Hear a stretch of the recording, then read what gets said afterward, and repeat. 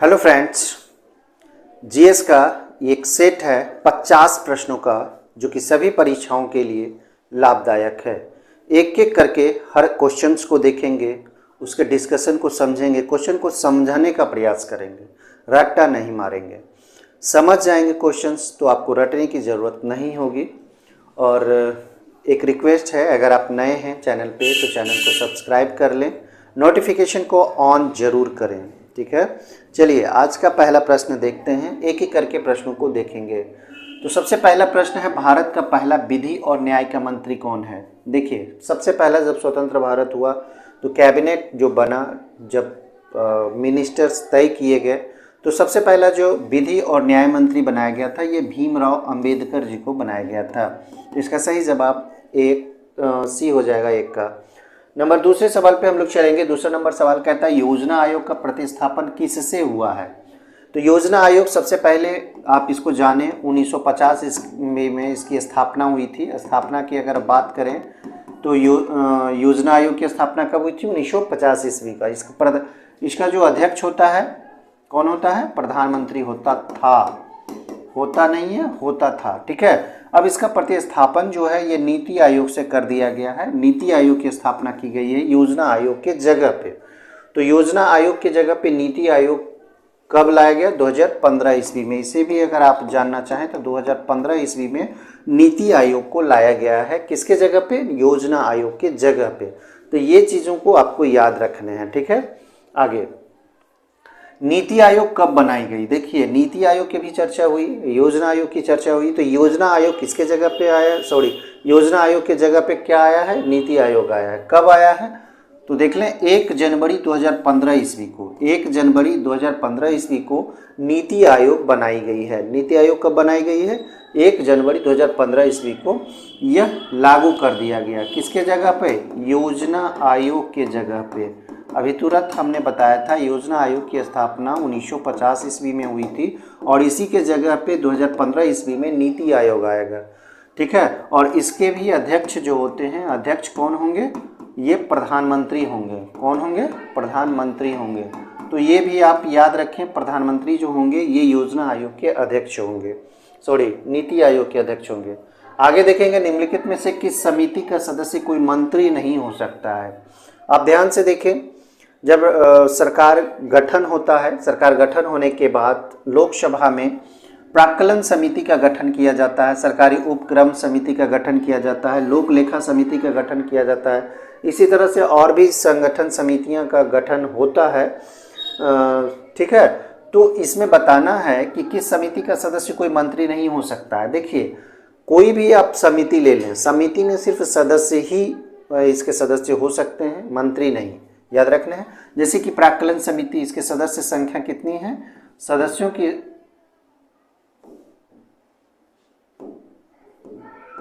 की संख्या की अगर हम बात करें, सदस्यों की संख्या की अगर हम बात करें तो कितना है? 30 है। ठीक है, और सभी लोकसभा के सदस्य होंगे। प्राक्कलन समिति में लोकसभा के ही सदस्य होंगे, लोकसभा सदस्य होंगे, याद रखने हैं। प्राक्कलन समिति में सदस्यों की संख्या 30 होगा और सभी के सभी लोकसभा के सदस्य होंगे। और इसकी अध्यक्षता की अगर हम बात करें, अध्यक्षता की बात करें तो अध्यक्षता कौन करेगा? अध्यक्षता करेगा इसमें लोकसभा के अध्यक्ष,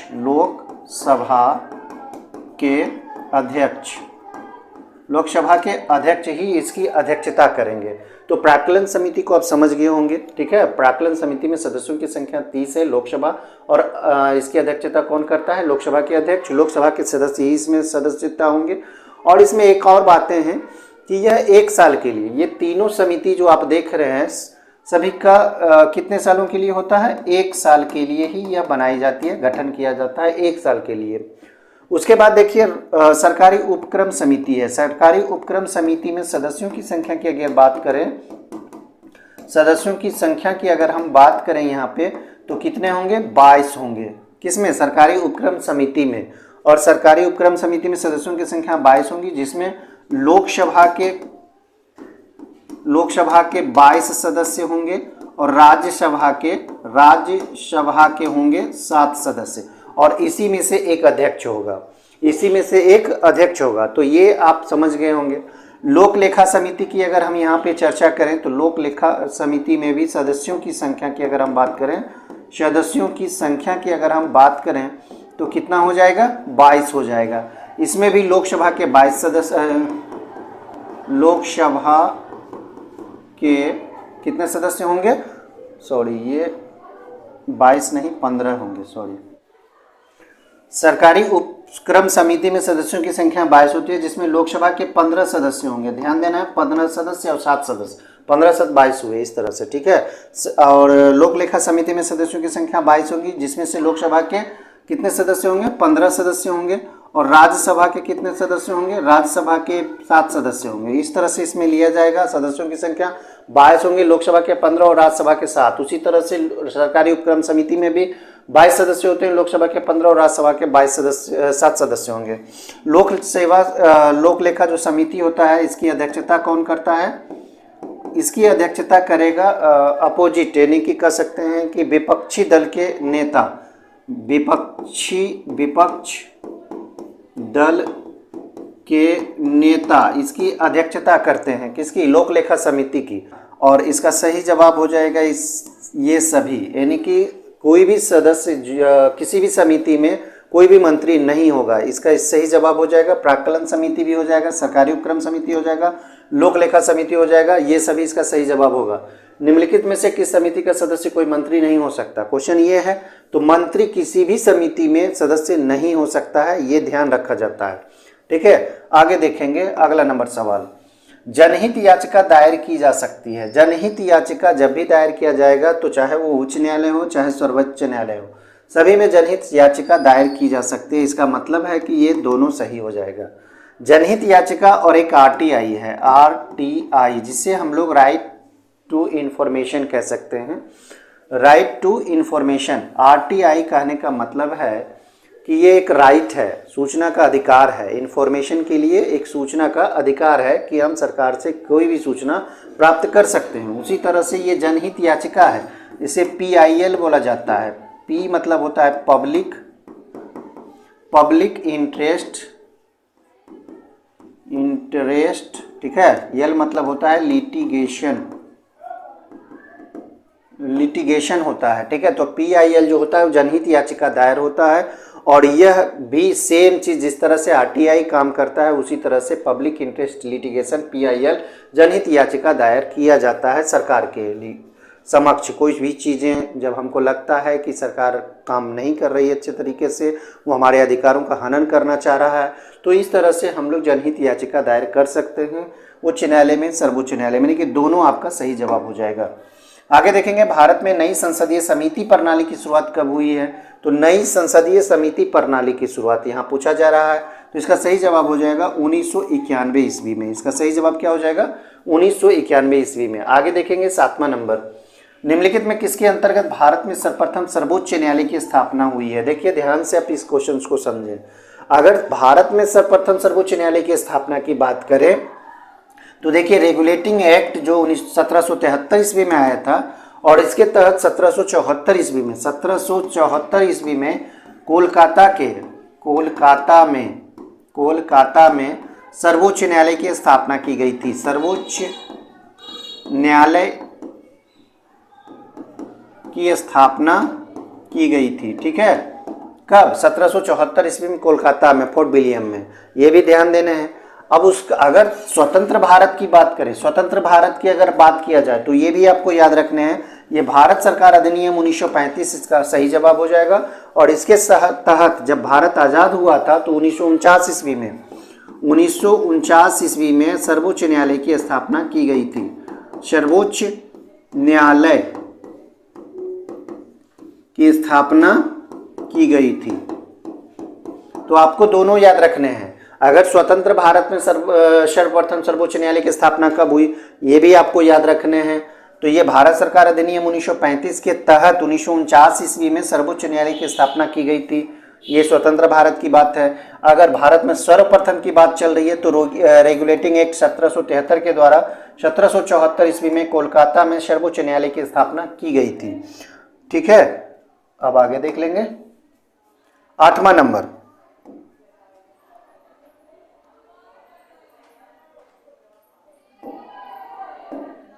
8वां नंबर देखेंगे, निर्णायक मत देने का अधिकार है। निर्णायक मत किसे देने का अधिकार है?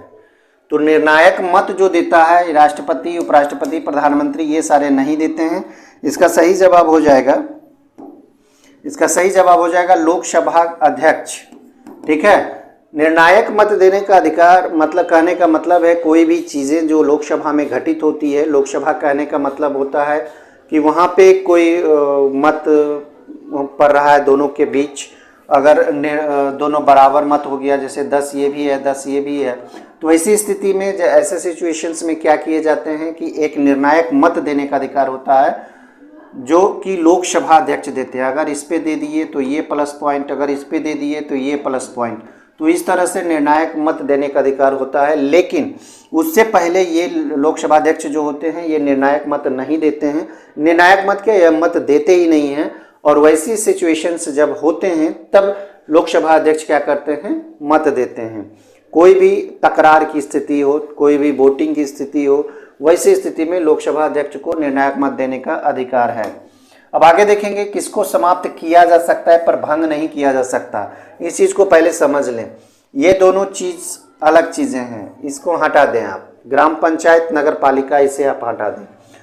जब भी समझें तो इस तरह से ही समझें। ठीक है, राज्यसभा को तो भंग नहीं किया जा सकता है, भंग नहीं किया जा सकता है, नहीं किया जा सकता है, इसे भी भंग नहीं किया जा सकता है, भंग नहीं किया जा सकता है। ध्यान से देखना है, इसे भी भंग, राज्यसभा को भी भंग नहीं किया जा सकता है, विधानसभा को भी भंग नहीं किया जा सकता है।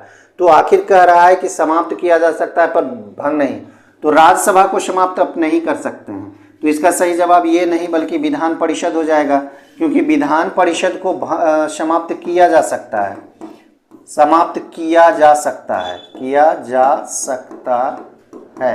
ठीक है, यानी कि विधान परिषद को आप समाप्त कर सकते हैं, राज्यसभा को आप समाप्त नहीं कर सकते हैं। विधान परिषद का उल्लेख अनुच्छेद कहाँ पे है? 170 में है, याद रखना है। 170 में विधान परिषद का उल्लेख है। विधान परिषद जो है भारत में 6 राज्यों में है, 6 राज्यों में, ये हम बताए हैं 6 राज्यों में है।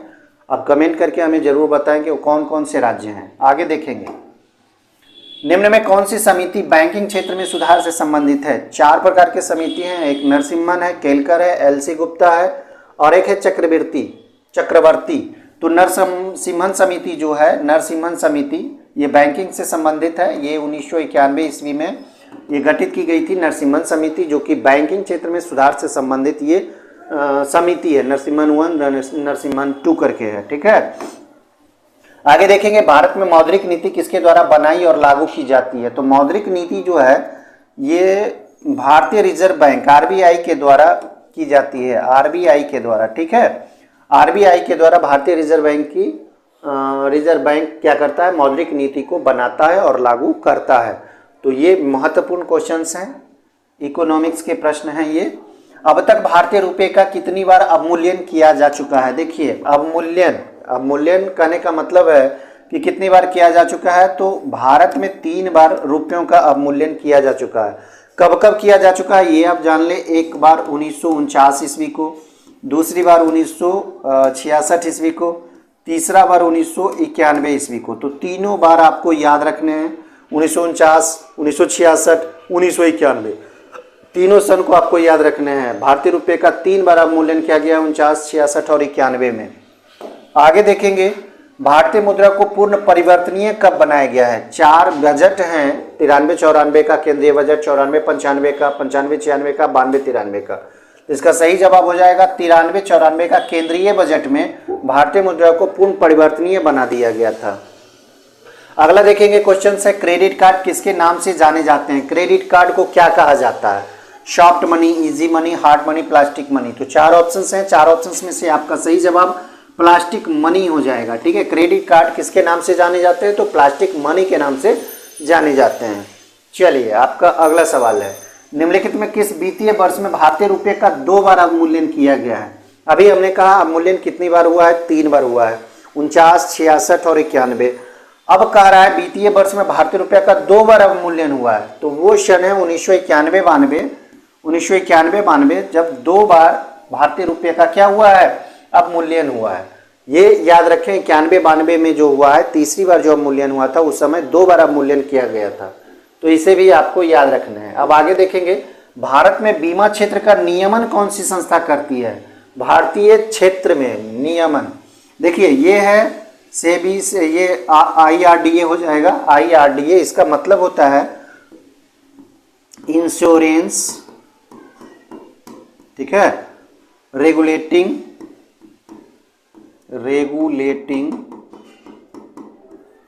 डेवलपमेंट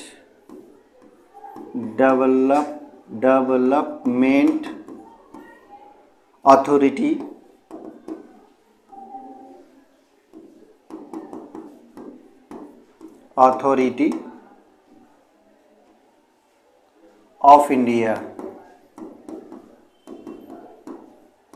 देखिए यहाँ आई भी होता है, ARDAI, लेकिन इरडा ही से बोला जाता है। Insurance regulating development authority of India, इसकी स्थापना की बात करें तो 1999 ईस्वी में इसे गठित किया गया था। इसे भी आपको याद रखने हैं, insurance regulating development authority of India 1999 ईस्वी में इसके गठन किया गया था। किसके लिए? तो ये बीमा क्षेत्र का नियमन करती है, ठीक है। और ये मल्होत्रा समिति के सिफारिश पर, मल्होत्रा समिति गठित किया गया था, ठीक है। और इसी ने सिफारिश किया था, इसी ने क्या किया था? सिफारिश किया था। किस लिए? इरडा की स्थापना के लिए। चलिए आगे देखेंगे। 17, भारत में दाशमिक मुद्रा प्रणाली शुरू की गई। तो दशमलव जो प्रणाली मुद्रा शुरू की गई, ये कब की गई है? ये 1957 ईस्वी में की गई है। पहले क्या था? आना चलता था। क्या?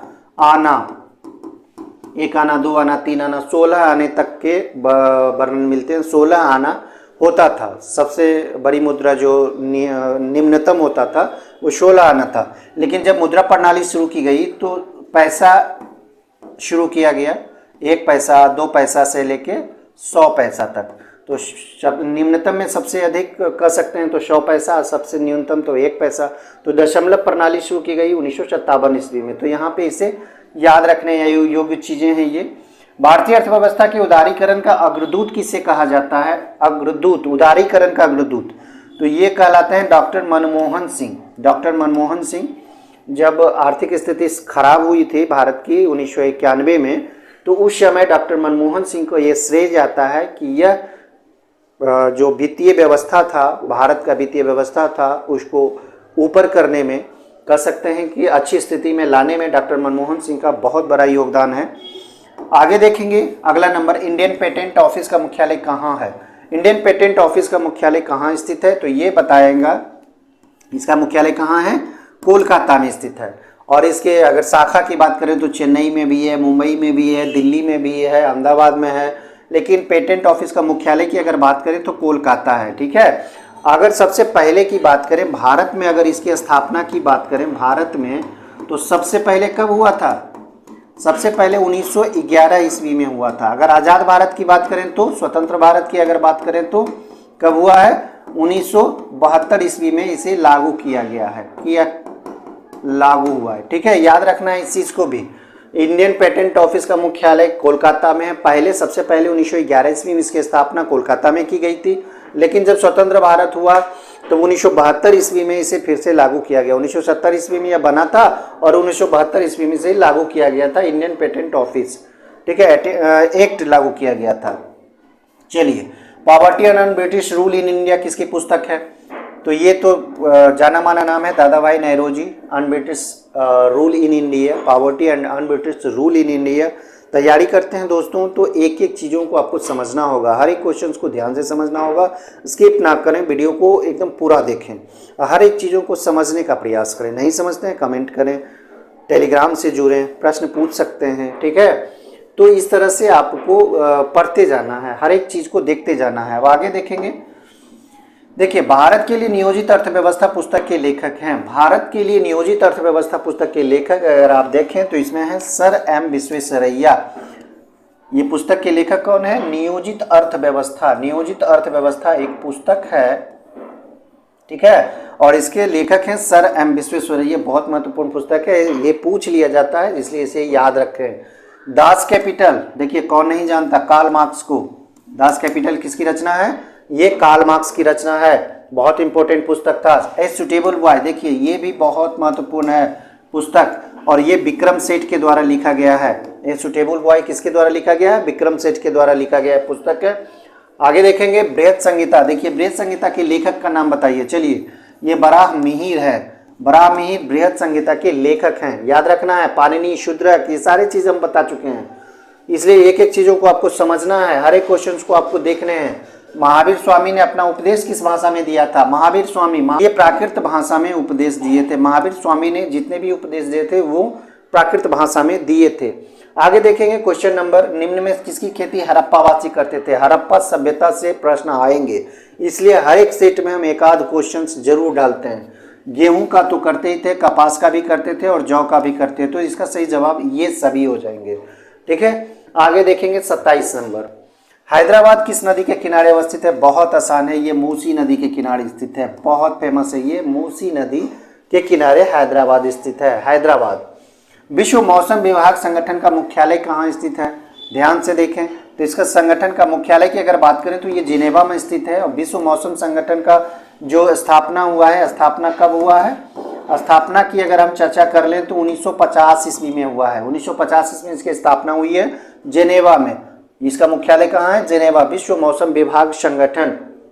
चलिए आगे, ओलंपिक चिन्ह का क्या अर्थ होता है? ध्यान से देखिए, ओलंपिक 5 महाद्वीप को प्रदर्शित करता है, 5 महाद्वीप को। इस तरह से आप देखे होंगे, इस तरह से आप छल्ले के रूप में आप इसे देखे होंगे। 5 महाद्वीप है, ये क्या है? 5 महाद्वीप को यह प्रदर्शित करता है और इसका मतलब होता है निरंतरता। इसका क्या अर्थ होता है? निरंतरता। तो ओलंपिक चिन्ह का क्या अर्थ है? निरंतरता है, और यह 5 महाद्वीप को क्या करता है? प्रदर्शित करता है। आगे देखेंगे ओलंपिक चिन्ह, नेक्स्ट अगला देखेंगे, 42वें संवैधानिक संशोधन द्वारा भारतीय संविधान की प्रस्तावना में निम्नलिखित विशेषता जोड़ी गई थी। 3 शब्द जो जोड़े गए थे, देख लें यहाँ पे, ये तो नहीं होगा, ये नहीं होगा, ये नहीं होगा। संप्रभुता, देखिए धर्मनिरपेक्षता जिसका सही जवाब हो ही जाएगा। एक शब्द ये जोड़ा गया था, विशेषता जोड़ा गया था, एकता जोड़ा गया था, ठीक है, एक और जोड़ा गया था जिसको अखंडता नाम दिया गया, अखंडता। ठीक है, तो ये 3 शब्द जोड़े गए थे, धर्मनिरपेक्षता, एकता, अखंडता, ये 3 शब्द जोड़े गए थे 42वें संविधान संशोधन 1976 के द्वारा। ठीक है, तो इसे भी आप याद रखें। आगे देखें, भारत में चुनाव की सबसे छोटी इकाई, राज्यसभा, लोकसभा, विधानसभा, ग्राम पंचायत। तो सबसे छोटी इकाई की बात करें तो ये पंचायत स्तर पे होती है, ग्राम पंचायत। ठीक है, ग्राम पंचायत को आप जरूर याद रखें, इससे क्वेश्चंस बनेंगे। ग्राम पंचायत भारत में सबसे पहले कब लागू किया गया था? तो सबसे पहले की अगर बात करें तो 1957 ईस्वी में। ठीक है, त्रिस्तरीय पंचायत को लागू किया गया है, इसे भी आप याद रखें। त्रिस्तरीय पंचायत व्यवस्था को लागू किया गया है, इसे भी आपको याद रखना है। कानून के रूप में इसे कब शामिल किया गया? तो 73वें संविधान संशोधन के द्वारा। 73वें संविधान संशोधन के द्वारा कब? तो 1993 में, 92-93 कह सकते हैं, 92-93 में। तो 73वें संविधान संशोधन के द्वारा किस अनुसूची में है? तो 11वीं अनुसूची में है, 11वीं अनुसूची में इसे शामिल किया गया है। तो एक एक चीज़ों को आपको समझते जाना है ग्राम पंचायत के बारे में। ग्राम पंचायत बहुत महत्वपूर्ण है और इससे सवाल बनेंगे। 11वीं अनुसूची में 1993 ईस्वी में ये हुआ था 73वें संविधान संशोधन के द्वारा, और त्रिस्तरीय पंचायत समिति को ही लागू किया गया था, और 1957 ईस्वी में इसे सबसे पहले लागू किया गया था। और उस समय वह कानून का रूप नहीं था, यानी कि सब लागू कर सकता है, ये बाध्यता नहीं थी। ठीक है, आगे चलेंगे। नंबर 33 नंबर सवाल। नंबर 33 कहता है, राजा राम मोहन राय ने किस सामाजिक बुराई को खत्म करने के लिए संघर्ष किया था?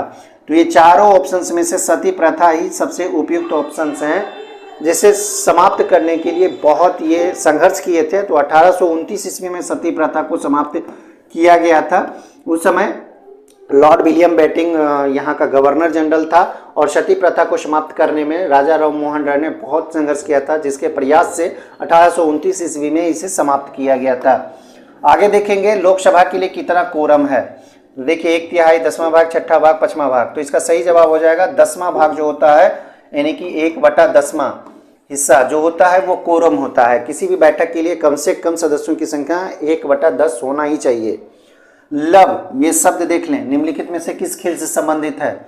तो ये 2-3 खेल है, जैसे कि टेनिस हो गया, एक बैडमिंटन, आप नाम सुने होंगे बैडमिंटन, ठीक है। इस खेल में भी इसका प्रयोग किया जाता है, लब शब्द का प्रयोग किया जाता है। लब शब्द का इसका मतलब होता है कि अगर दोनों विपक्षी टीम है, एक ये है एक ये है, और इसका भी स्कोर 0 है इसका भी स्कोर 0 है, तो इसको लब नाम दिया गया है, लब नाम दिया गया है। तो ठीक है, ये लब शब्द इसीलिए प्रयोग किए गए, टेनिस से और बैडमिंटन से ये संबंधित है।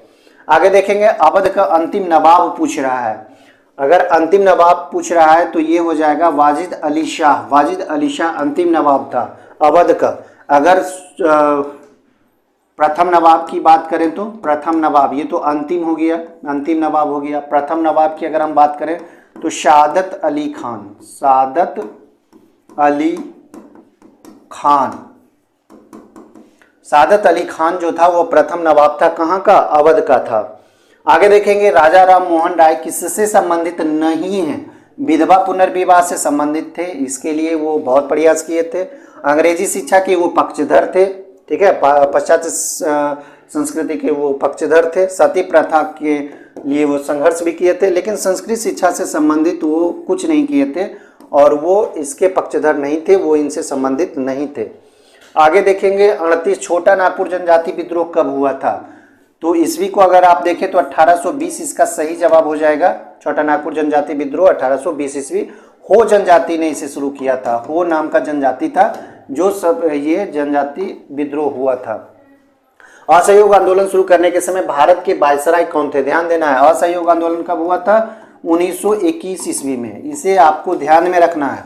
अब लॉर्ड हेस्टिंग्स का कार्यकाल देख लें तो लॉर्ड हेस्टिंग्स का जो कार्यकाल था 1813 से 1823 तक था, ठीक है। इस तरह से इसका कार्यकाल था लॉर्ड हेस्टिंग्स का, तो इसका सही जवाब तो ये होगा नहीं। लॉर्ड चेम्सफोर्ड की बात करें तो 1916 से 1921 तक इसका कार्यकाल था, तो इसका सही जवाब तो यही हो सकता है, लेकिन और भी आगे देख लेंगे, हो सकता है दूसरा भी हो। लॉर्ड डलहौजी का अगर शासनकाल की बात कर लें तो 1848 ईस्वी से 56 ईस्वी तक इसका कार्यकाल था, तो ये भी नहीं होगा, ये भी नहीं होगा, ये भी नहीं होगा। लॉर्ड कैनिंग की अगर बात करें तो 1856 से लेके 62 तक इसका कार्यकाल था, तो ये भी नहीं होगा। यानी कि 1921 से संबंधित लॉर्ड चेम्सफोर्ड ही है जो जिसका कार्यकाल 1916 से 1921 तक रहा, और असहयोग आंदोलन जो हुआ था 1920-21 में हुआ था।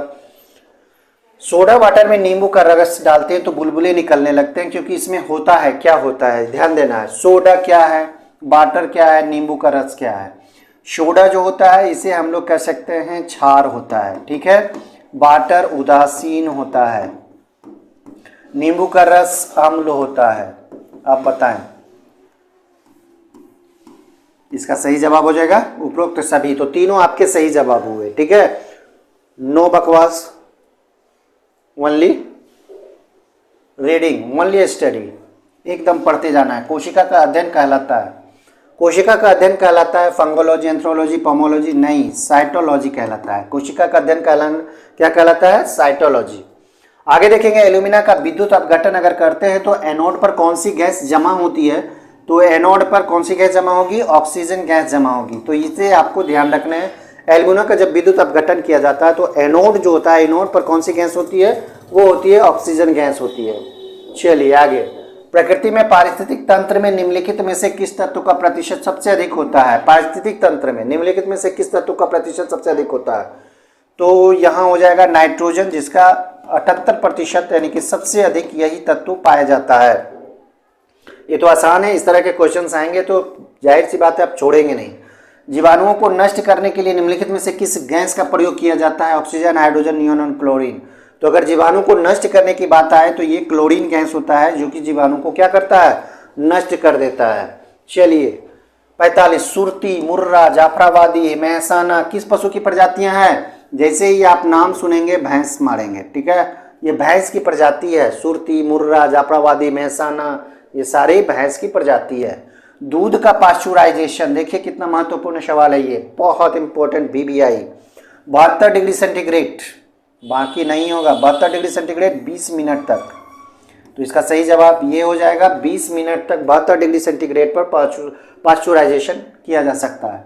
गुलाबी क्रांति किससे संबंधित है? मत्स्य, गुलाब, उर्वरक, झींगा। देखिए झींगा उत्पादन संबंधित है गुलाबी क्रांति से।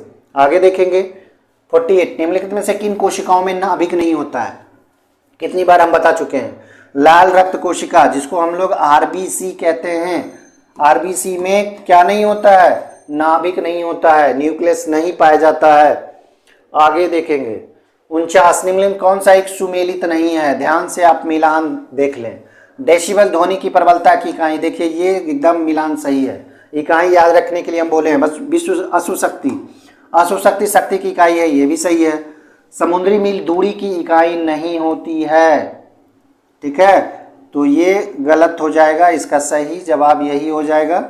और सेल्सियस जो होता है उष्मा की इकाई होता है, ये सही है।